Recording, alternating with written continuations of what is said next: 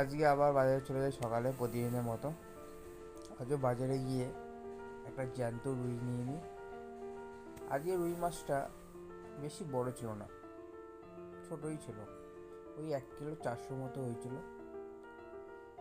এবার মাছটা ভালো করে কেটে দিচ্ছে। আমি বাজারে গেলে রুই কাতলাই বেশি নিই, আর নিলে জ্যান্ত মাছই নিই। ওই বরফের মাছ বাড়িতে কেউ পছন্দ করে না।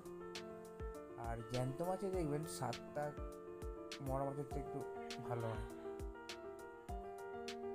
এবার মাছটা ভালো করে কেটে দিচ্ছে, আর বাজার থেকে এই মাছ কেটেই নিয়ে আসে।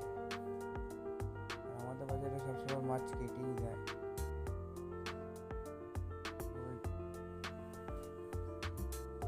মাছটার মধ্যে হালকা ডিমও ছিল, বেশি না, অল্প ডিম ছিল। তেলও আমি নিই, কারণ তেলটাও একটু ভালো খাই। মাছটা কেটে দিচ্ছে ভালোভাবে, লেজাটা ছোটো করতে না, আর দাগ করে দিতে পেটের মধ্যে, কারণ মশলাগুলো যেন ঢুকে।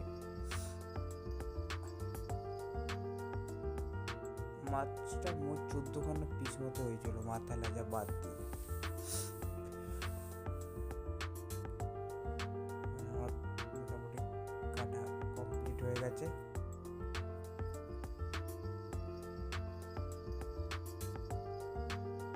মাছের পিসগুলো আমি